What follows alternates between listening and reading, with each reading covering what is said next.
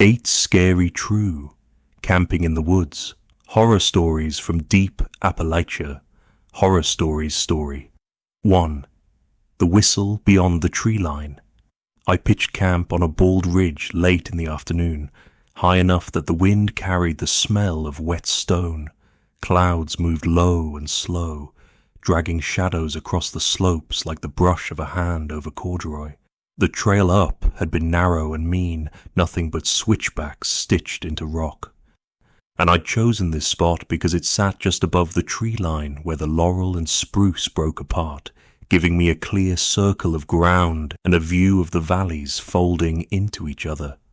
I thought that openness would make me feel safer. It didn't. It made the dark look bigger. By sundown the woods were reduced to shapes, tall black teeth gnawing at the edge of the ridge. The quiet wasn't just absence of sound, it was padded, like the world had been wrapped in heavy curtains. Even my own movements seemed muffled. I boiled a little water, ate without hurry, and kept the lantern low so I could watch the horizon. Around midnight, after the last ember dimmed, I heard it. 3 notes, soft and careful, coming from the laurel just downhill. Not a tune I recognized, just a rise, a fall, and a rise again, the way someone might practice a whistle without wanting to disturb anyone nearby. Before I thought better of it, I answered with a single low note. A habit from childhood hikes with my uncle when we'd use sound to keep track of each other. Only this time, the answer came not from where I'd heard the original, but from somewhere off to my right. Same 3 notes, just far enough away to feel deliberate. I frowned, turning my head, listening for movement. Nothing followed. Then, minutes later, another set of notes from behind me. I tried to tell myself it was the wind teasing through the rhododendron, but wind doesn't imitate rhythm. And it doesn't move in a circle. I cut the lantern and the night sank in like water, thick and cold. Without light, the air itself felt heavier, and I could almost hear the clouds dragging past the ridge. The whistling kept to its pattern, slow, unhurried, changing position with each round. It wasn't angry. It didn't seem meant to drive me off. It was learning, adjusting. When I moved my pack to the other side of the fire ring, the next set of notes drifted to that side, as if tracking where my voice had been, rather than where I was now. My skin prickled. The memory of small sounds from earlier in the evening, snaps of twig in the leaf duff, came back sharp. I'd told myself it was deer pushing through brush. Now I wasn't so sure. I sat still for what felt like hours. The whistle would fade for long stretches, just enough for my shoulders to loosen, then return from a new place. Sometimes near, sometimes far. At one point, I thought I saw a flicker in the tree line, like moonlight catching on metal, but when I stared, the shape dissolved into the branches. The temperature kept dropping, and by the time the first thin light of dawn touched the ridge, my fingers ached. That's when I saw it. By my boots, resting neatly on the flattened grass, was a smooth riverstone, dark, slick, and cold enough to bite my skin. I turned it in my hand, looking for marks, but it was clean. There was no stream anywhere near camp, nothing but ridgeline and hard ground for a mile or more. I left it where it was. I packed fast, skipping coffee, every motion feeling watched. The walk down the switchbacks was slow in the dim light, the kind of half-dark where you can't tell if something is moving in the periphery or if it's just your own eyes adjusting. More than once, I caught the sense of a shape holding still just uphill, always a little behind. No sound, no more whistling. When I reached the base and the first houses came into view, that feeling of being accompanied didn't lift. It just changed, like whatever had been there had passed me off to the valley without crossing its own boundary. Weeks later, at home, I tried to hum those 3 notes, to see if they still carried the weight they had on the ridge. I couldn't get them right, not even close. They belong to that height, to the line where the trees thin out and the wind has room to listen. I don't plan on going back up there, but some nights, when the wind moves around my house in just the right way, I catch myself expecting to hear those notes again, patient, unhurried, already adjusting to where I've been. Story 2. Footsteps circling my lantern's light. I set up camp just off an old fire road that hadn't seen a vehicle in decades. The gravel was mostly gone, buried under moss and dirt, but the shape of it still cut through the woods like a forgotten scar. I picked the spot because it was quiet, flat enough for my tent, and far from the main trail. The forest on both sides was thick with rhododendrons, their tangled branches knitting together overhead, letting in only a thin strip of darkening sky. I remember thinking it felt like being inside a tunnel, safe from wind, safe from sight. I didn't think about what might already be in the tunnel with me. By the time I'd eaten and got the lantern lit, the night had settled in fully. The lantern gave off that small gold circle of light that makes you feel warm until you look past it and realize you can't see more than a few feet into the dark. Out there, beyond that reach, the rhododendron made a solid wall. Every now and then I could hear leaves shift in the distance, but it was just enough sound to remind me how deep the stillness ran here. The first footsteps came while I was bent over my pack. Soft, so soft they almost could have been the settling of soil or the slide of leaves down a bank. I only noticed because they came in pairs, deliberate, one after the other. I looked up expecting to see a deer at the edge of the light, but there was nothing. Just the brush, still and heavy. Then they came again. Not closer, not farther. Just there. At the edge where my eyes couldn't make out anything but the hint of motion. I called out, "Hello?" And whatever it was stopped completely. The quiet after was so sudden it felt like my own voice had scared the air into holding still. I sat there for maybe 30 seconds, waiting for movement when it started again. Only this time it wasn't random. It matched my breathing. Inhale, 1 step. Exhale, 1 step.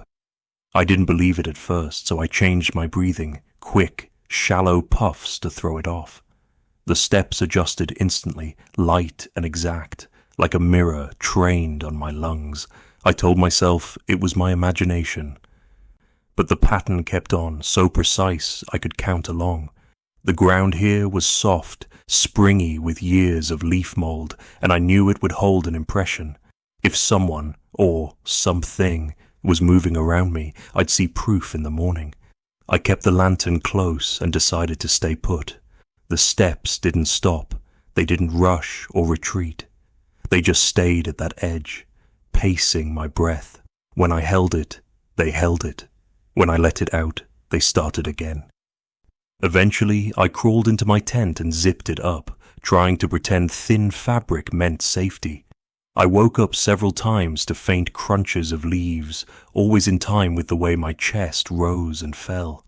Sometime before dawn, exhaustion won, and I slept. In the morning, I stepped out expecting to see clear prints in the soil. But there was nothing, only my own tracks, looping in a clumsy half-circle around camp where I'd paced earlier, and the untouched carpet of leaves beyond. I walked the perimeter, scanning every inch, but the moss and dirt lay smooth as if no one had been there in years.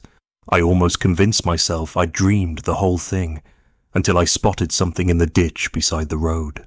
A faint set of prints, smaller than mine, walking in a perfectly straight line. No dragging, no unevenness. Just neat, light impressions like a child had walked there years ago and never came back to press their weight down again. They didn't lead anywhere, just started and ended within a few yards. By afternoon, the memory of the footsteps had faded enough that I considered staying another night. I built a small fire, made coffee, and tried not to glance too often into the darkening brush. But as the light drained from the sky, the steps came back. Same weight, same patience, keeping to the edge of my vision. They didn't follow me when I moved around camp.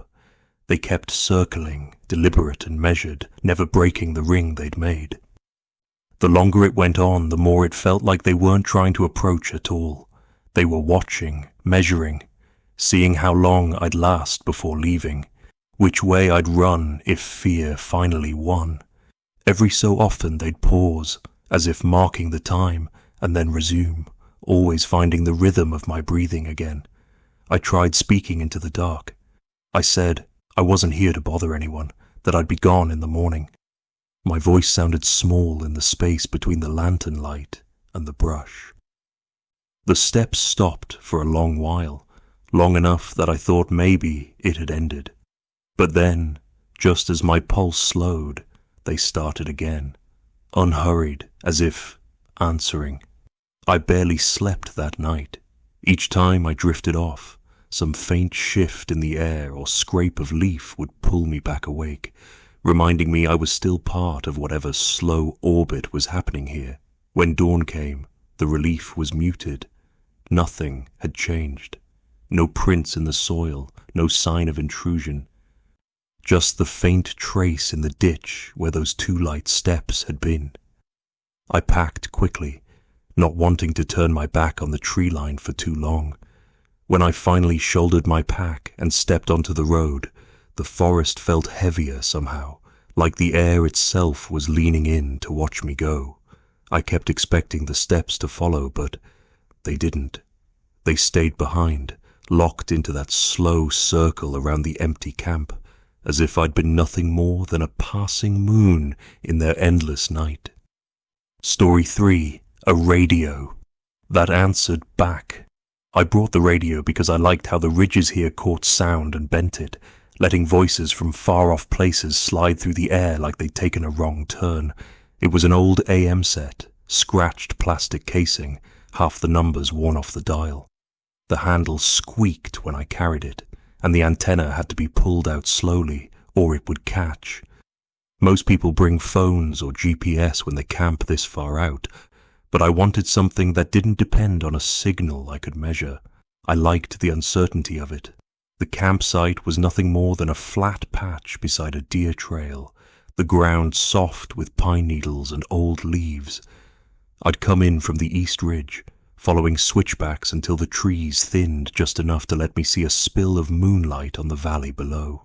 There was no path here, not one you'd find on a map, just animal runs and the faint memory of a logging cut from decades ago. I set my tent, lit my lantern low, and settled in. The woods had that heavy quiet you only get when even the insects are holding still. It was after midnight when I turned on the radio. The first stations were static, then a burst of fiddle music so faint it could have been playing in another century. I kept turning, and a voice slid in, male, steady, low. A preacher. He was talking about safety, how the righteous would not stumble if they stayed on the path. His tone was calm, but certain, as if he'd said these words hundreds of times before. I glanced toward the deer trail, a pale line in the dark, and thought about how there was no real path here, just woods. I turned the volume down to a murmur. The preacher paused mid-sentence, and for a second I thought the signal had dropped. Then, clear as anything, my own voice came through the speaker. It said my name, plain and even, and told me to go to sleep. The sound was flat, metallic, like it had been recorded on an old answering machine and played back too many times. I froze, my hand still on the dial. The voice didn't come again. I twisted to static, the hiss filling the tent like rushing water. That's when the zipper at the entrance trembled, a tiny metallic buzz, as if someone were tugging it a fraction of an inch. I told myself it was windy, but the air was still. Not a leaf moved outside. I turned the dial again, trying to shake off the unease. This time I caught a weather report from a county 2 states over, the announcer rattling off temperatures and rainfall totals in the flat tone of someone reading numbers off a page. The signal faded into another voice, men talking low, counting. 1, 2, 3, then starting again. The cadence was deliberate, too regular for casual speech, but too quiet for me to make out anything else. I decided to test it, leaning close. I whispered a question under my breath. What's the temperature in Milford? Milford's my hometown. A second later, the radio answered. Yesterday's temperature. Not today. A detail small enough to explain away, but it landed in my chest like a weight. It felt like someone standing close enough to breathe against the back of my neck.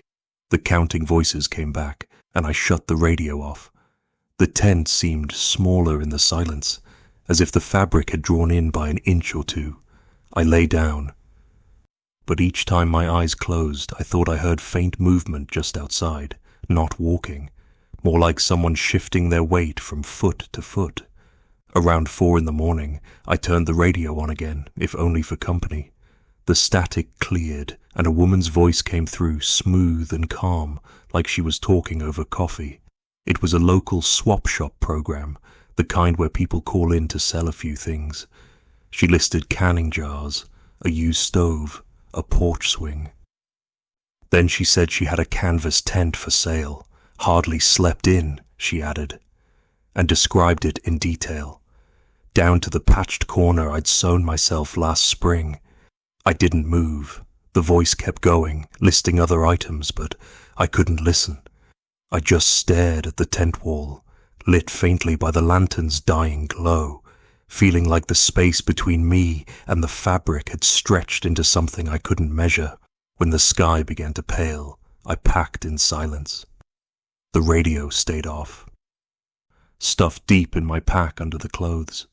The woods were quiet, almost too quiet. The kind of hush that makes you feel like you've stepped into a room where everyone has stopped talking. I left the deer trail and cut uphill, moving fast. Each time I stopped to catch my breath, the silence seemed to thicken, like it wanted me to fill it with something it could carry. By the time I reached the ridge, the sun had cleared the far hills. I sat there for a while, trying to tell myself it had been a coincidence, a lucky guess on the temperature, an old tent like mine, nothing more. But the sound of my own voice telling me to sleep kept replaying in my head, flat and distant, like it had been waiting there longer than I'd owned the radio. I haven't turned it on since.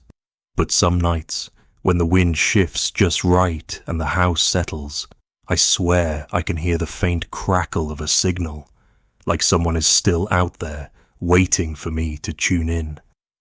Story 4, Cold Ashes in a Warm Fire. On the third night out, the cold had a different weight to it. The first 2 evenings, it had crept in politely, letting the fire push it back a little, like 2 animals testing each other's space. But by the third, it came steady and sure, settling in my bones before the sun had even finished slipping behind the ridge. My hands felt slow as I tried to coax the stubborn flame into life. I remember crouching over it, feeding it with the smallest dry twigs I had, the flame growing thin blue at the base, opening into clean orange tongues. It looked like the kind of fire you could trust, bright, upright, even dancing a little. I pulled my folding stool closer, set my palms toward it, and waited for the warmth to work its way through my fingers. Nothing came. I told myself to be patient, but the cold didn't retreat.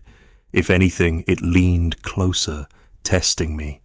I reached for the poker I'd brought, a short length of steel rod, and nudged the nearest log.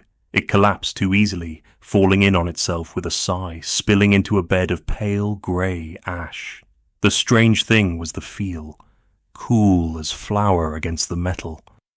I held my hand near it and felt nothing. My breath showed in the glow like fog curling upward from the coals. I set my hand closer still, close enough that on any normal night I'd have jerked back from the heat. But there was no heat, only the shape and sound of a fire. I told myself it was some trick of the damp air, some quirk of the wood. I broke a dry twig from the bundle I'd kept under the tarp and laid it across the glowing bed. It didn't blacken, didn't even smoke. It just sat there, looking wrong against the light, like a shadow pinned in place. The woods around me seemed to lean in, the dark pressing at the edge of my lantern's throw. I felt the quiet differently now, less like absence of sound, more like something listening hard enough to hear the blood in my ears. The fire is one of those lies you accept out here. The little trick it plays telling you you're safe. It doesn't really keep things out. It keeps you believing they'll stay out. Whatever was happening now had stripped that lie bare, just to see what I'd do without it. I gathered fresh wood, stacked it neatly, and struck another spark from the flint. The tinder caught instantly, leaping to that same convincing orange, licking upward like it had every right to burn. But again, the warmth never came. I could see the shimmer of heat above it, yet my hands felt only the air's heavy chill. Across the narrow creek, a flicker caught my eye. Through the lattice of bare branches, another fire moved in the dark, same size as mine, same orange pulse. It was far enough that I couldn't make out anything around it, but I could see it rise when mine rose, dim when mine dimmed. Not in delay, not in imitation. It was exact. Like we were two mirrors facing each other, each locked to the other's motion. I stared long enough for the edges of the flame to blur, my eyes watering from the cold. I thought about calling out, but didn't. My voice felt like something I should keep to myself. Instead, I reached for my pack and dug out the small camping stove I only used in bad weather. Lighting it inside the tent was a rule I'd been taught never to break, but the rules here had already gone soft. The ground shifting under what I trusted. The hiss of the gas stove filled the space, and soon I had a pot of water rolling. The steam curled past my face, warm and human, nothing like the false glow outside. I unzipped the tent just enough to glance back toward the fire. It was still there, burning wrong, and across the creek, the twin burned wrong with it.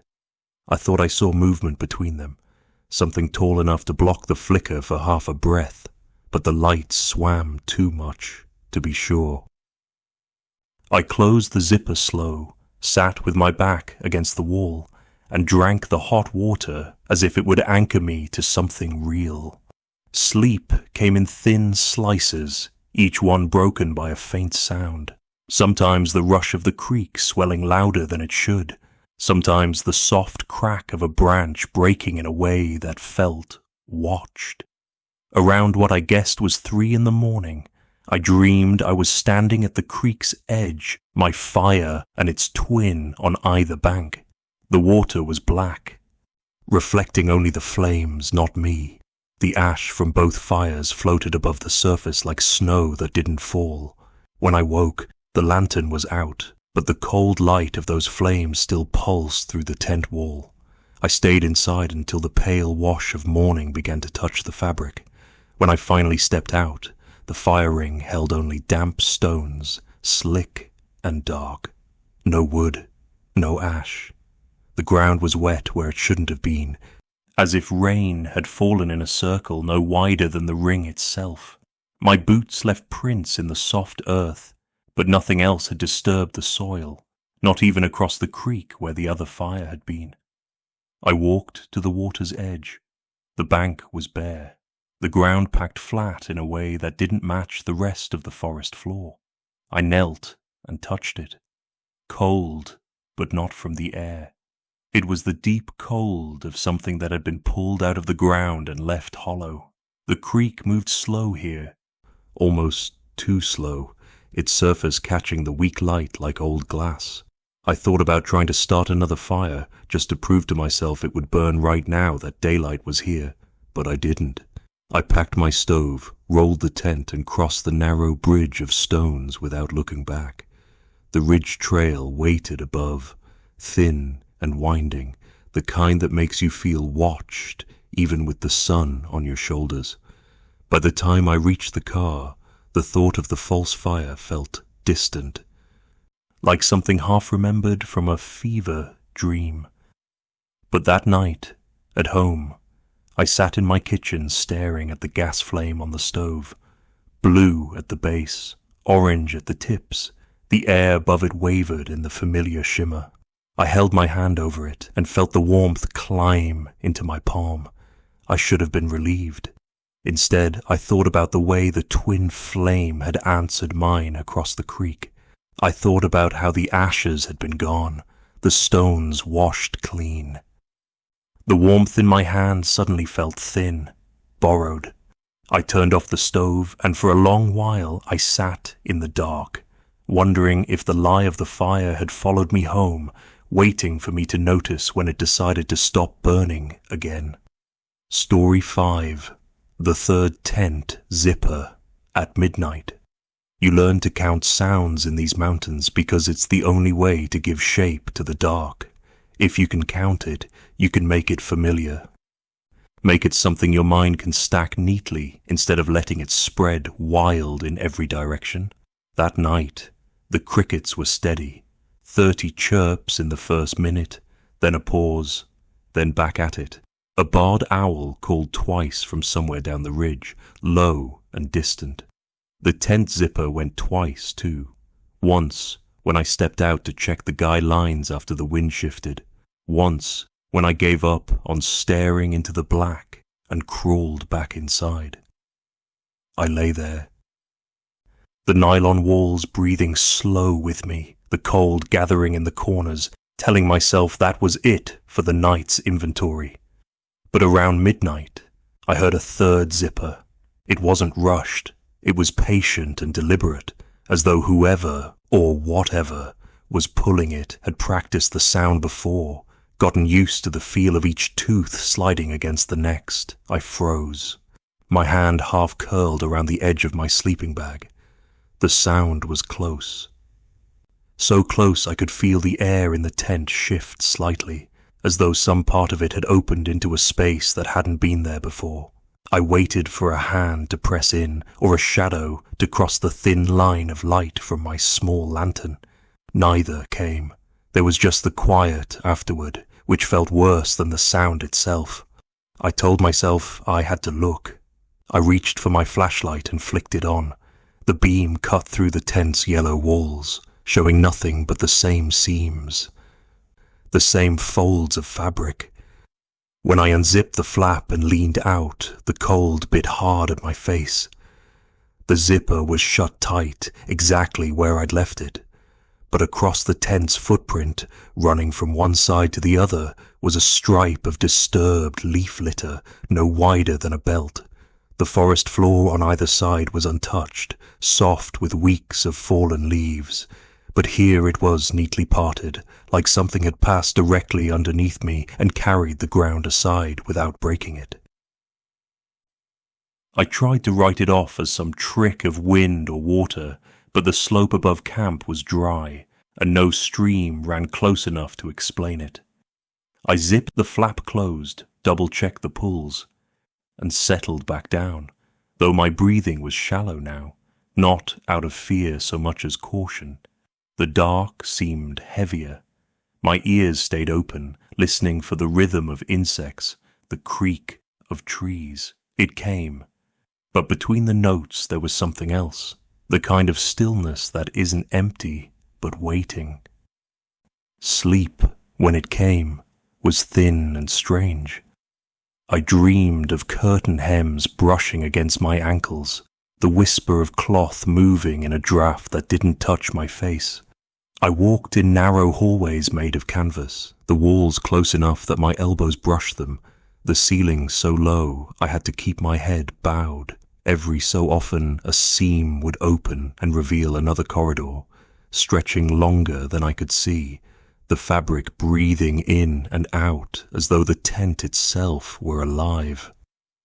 I followed the sound of a zipper opening somewhere far ahead, but no matter how many corners I turned, I never caught up. I woke before dawn, unsure if the sound in my dream had pulled me out of sleep, or if something in the real dark had. Then I heard it again. The zipper moaned this time, longer, slower, like it had swollen and needed more effort to move. The air inside the tent felt different, heavier, cooler, as if a narrow passage had grown behind me while I lay still. I didn't turn right away. I lay there with my eyes open, staring at the faint shadow of the ridgepole above me, every muscle locked in place. The cold pooled along my spine, spreading down into my hips and legs like water finding its level. When I finally rolled over, there was nothing to see, just the same thin nylon, lit faintly by the early light outside. But the smell in the air was wrong. Damp, earthy, like rain had fallen close by, though the ground outside had been dry when I'd last checked. I ran my fingers along the zipper seam, and they came away with a faint line of moisture. It wasn't enough to drip, just enough to slick my skin. The sensation made my stomach turn. It felt less like water and more like a tongue had pressed there, testing the teeth. I unzipped the flap in one quick motion, but the forest outside was still. No footprints, no broken branches, only the same narrow stripe of disturbed leaf litter, faint but visible now in the weak light. It hadn't widened or faded, it simply existed, a mark that felt permanent in a place where everything else shifted with the season. I crouched there, looking from one end of the stripe to the other, trying to picture how anything could have moved beneath my tent without collapsing the ground. I couldn't make sense of it. I packed slow that morning. Not out of laziness, but because the air felt like it was watching me, and I didn't want to give it the satisfaction of seeing me hurry. The zipper held as I stuffed the tent into its sack, but I noticed the metal pull was colder than it should have been for the temperature. I kept my gloves on after that. The hike out was quiet. Even the owl had gone. I counted my steps instead of the forest sounds, telling myself each one carried me farther from the stripe, from the hallways in my dream, from the sense of fabric breathing just behind my back. That night, safe in my house, I set the tent up in the garage to check for damage. The seams were intact. The zipper teeth were all aligned. I ran the pull up and down the length of it, and it made the same familiar sound. Soft, unremarkable, nothing that should hold in my mind. But when I closed my eyes, the sound didn't stop. It stretched out, slowed, and I could feel that cool dampness along my spine again, as if somewhere the corridor had found me, and all it needed was one more pull to open. Story 6. Lights moving, where no road exists, from the ridge.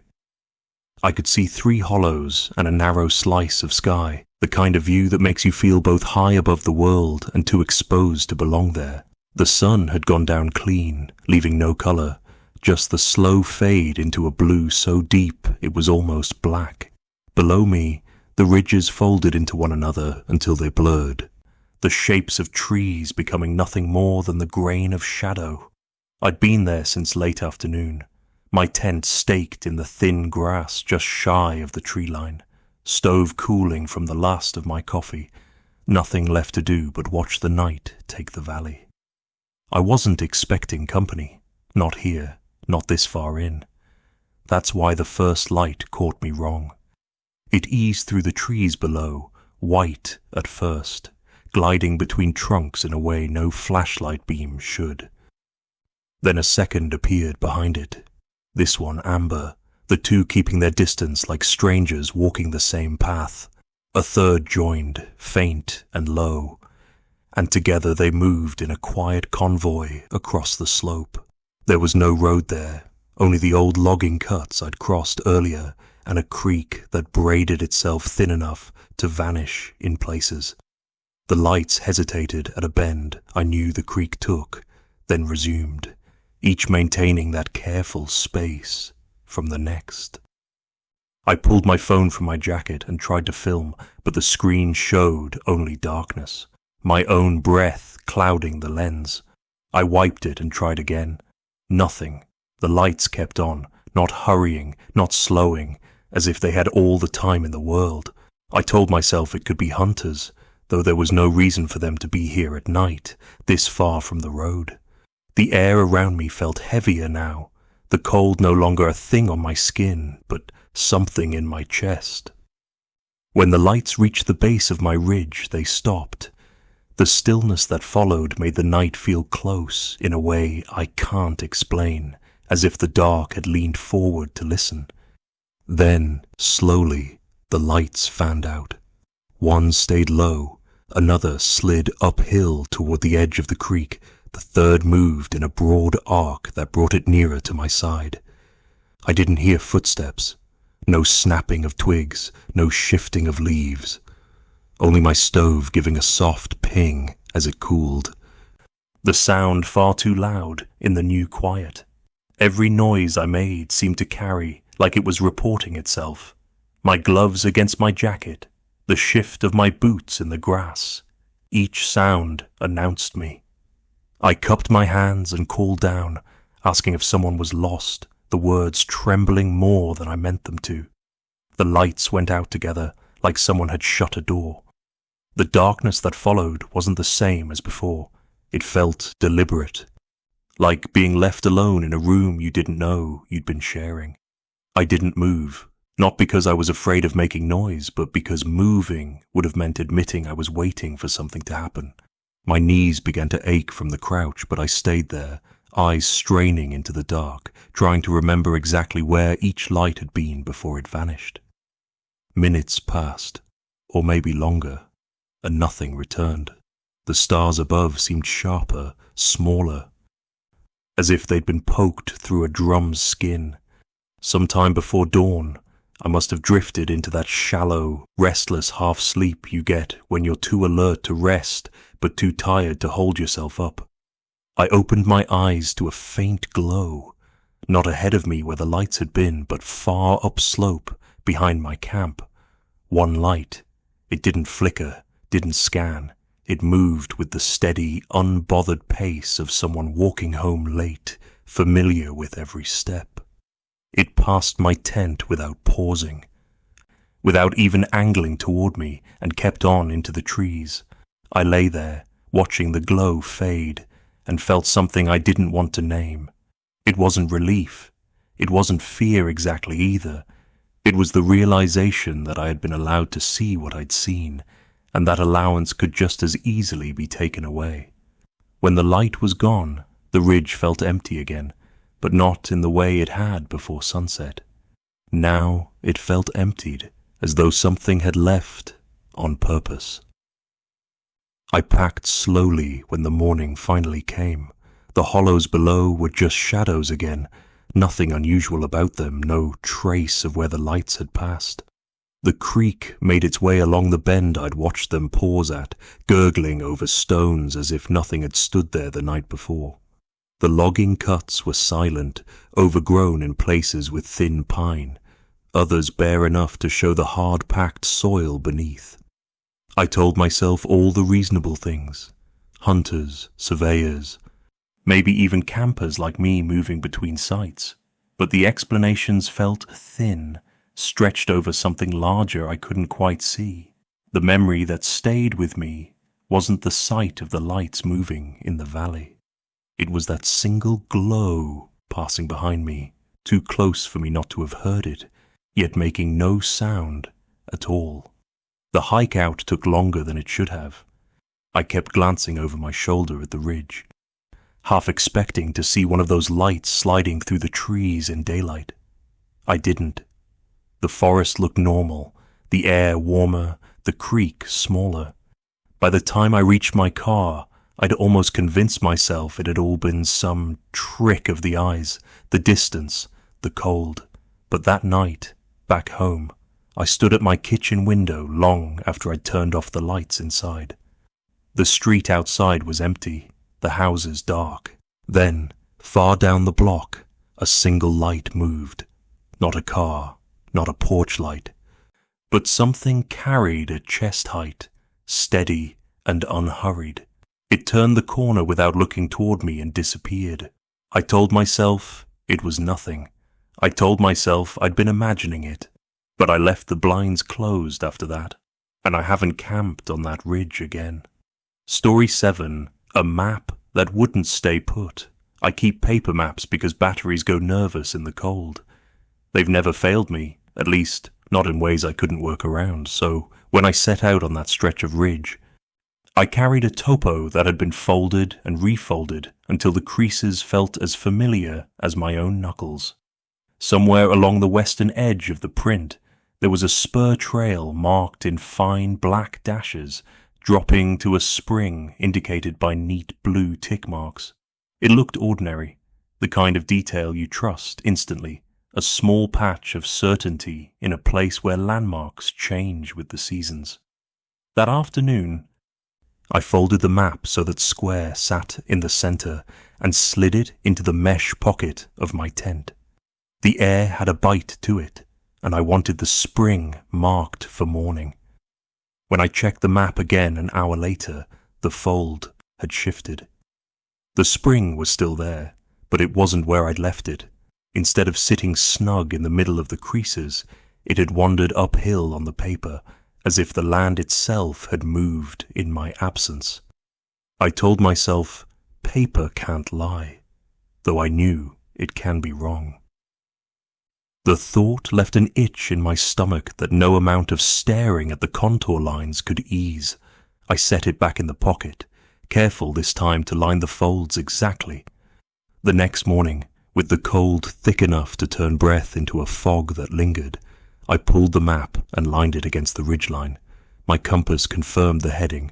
My eyes confirmed the distance. The spring should have been just under a half-mile down the spur. The trail itself was faint, but there. Damp leaves matted underfoot, the occasional blaze on a tree trunk fading with age. I dropped steadily until the incline flattened into a hollow. The smell reached me first. Not the clean mineral scent of water, but iron, sharp and metallic. The stones there were black with wet, slick under my boots, but no water ran between them. In the center lay a perfect circle of mud, dark as oil and smooth as glass, reflecting the sky too clearly for the depth it pretended to have. My own reflection stared back, edged with the thin winter branches overhead. I crouched and touched the surface. It held firm under my fingertip before giving just enough to stain my skin. The iron smell clung to my hand all the way back to camp. When I returned, the map wasn't folded to the spring anymore. It had refolded itself to the margin where I'd written my name in pencil. The letters now creased down the center as if the paper had been trying to tuck me in. The spring square was hidden entirely, buried under layers of contour and symbol. I didn't remember leaving it like that. That night, sleep didn't come easy. I dreamed of the blue tick marks marching one by one across the page, orderly as ants carrying sugar grains. They moved without hurry, leaving blank space behind them, until they reached the edge and vanished into the fold. The sound they made was almost a whisper, like graphite dragging slow across paper. At dawn, the map lay flat inside the tent, unfolded completely. A new pencil line had been drawn, thin but certain, starting from the fire ring outside my tent, tracing my exact boot path to the edge of the laurel. The line stopped there at the thicket's edge, as if it were waiting for me to finish it. I hadn't drawn it. My pencil was still capped inside my pack. The laurel wall was thick enough that stepping into it meant leaving the ridge behind. I stood there a long while, map in hand, staring at that unfinished line. The forest on the other side felt heavier, the air quieter, the kind of quiet that doesn't just happen, it's made. I folded the map once, twice, until the line was hidden, and set it in the pocket again. That evening, while the wind rattled the tent fabric, I pulled the map back out. The fold had shifted again. The line to the laurel was no longer hidden. It was right there in the center, waiting, but now it was longer by a fraction of an inch. It went just beyond the thicket. I didn't want to see what lay past it. I burned the map the next morning. I thought about tearing it, but the idea of touching those lines with my bare hands made my skin crawl. I set it in the fire ring, struck a match, and watched the flames curl the edges inward.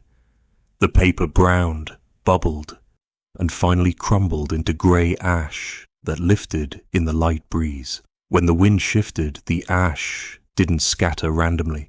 It drifted in a slow, narrow stream toward a gap in the trees, the same direction the pencil line had been pointing. I packed quickly, more from instinct than decision, and started down the ridge. The forest felt different now, as if I were walking in the negative space of the map, filling in places that hadn't been meant to exist until I stepped into them. I didn't look back. By the time I reached the gravel road where my car waited, I couldn't remember the exact shape of the spur trail or the hollow.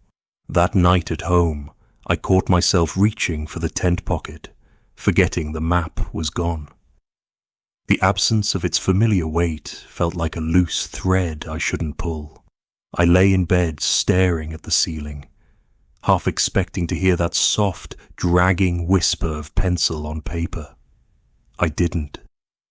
But when I closed my eyes, I saw the map as it had been in my dream, blank except for one thin line, starting at where I lay and stretching into a place I couldn't see, the end of it always just waiting for me to take the next step. Story 8, The Cabin Stove That Kept Breathing. The storm started as a smear on the horizon, the kind that makes you think you have hours before it reaches you, but in the mountains time belongs to the weather. By the time I'd reached the old logging road, the rain was already slanting through the trees, sharp enough to sting my cheeks. I hadn't planned to stop, but the wind was pushing hard, and the cold had that particular weight that seeps into the bones. That's when I saw it, a narrow shape off to the side, half hidden in laurel, more shadow than structure until the lightning caught it. A cabin, or close enough to one to call it shelter.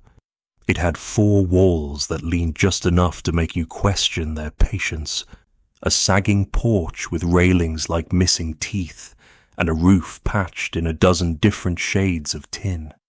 The door was unlatched, and I pushed it open with my boot, the hinges complaining in long, low notes.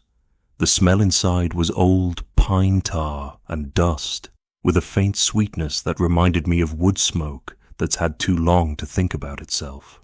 I checked for animals, just habit, and found only a nest of hickory nuts gathered in the imprint of an old boot left by the hearth. A calendar hung crooked on the wall, its pages curled. The year was from a decade I'd lived through, but the images looked farther away, as if time had slowed here in a way it hadn't outside. The stove sat in the center of the far wall, rusted and heavy, its pipe disappearing into a roof patched with mismatched tin. I knelt to open it, brushing away a scatter of old ash, and struck a match. The flame caught on the first curl of paper and climbed into the kindling. That's when I heard it, an exhale. Not the pop and crack of wood warming, not the rush of air through the flue. This was long and slow, like something inside had lungs. The sound carried weight, a presence pressing outward into the room. I told myself it was just the draft, the way cold and heat argue in tight spaces, but the noise made my shoulders tense. Still, the fire steadied, and the air in the cabin softened, warmth creeping into my hands. I set my lantern on the table and pulled a chair close, figuring the storm would pass before I needed to worry about sleep. Without warning, the stove inhaled. A deep pull, so strong the door clicked shut on its hinges. The lantern flame beside me flattened, pressed low, as if a boot heel had come down on it. My ears popped from the pressure. The air felt emptied for a second, like the whole room had paused its breathing to match the stove's. I moved to open a window, thinking the draft needed breaking, but when the latch gave and I pushed it out, the rain's chill wasn't what hit me first.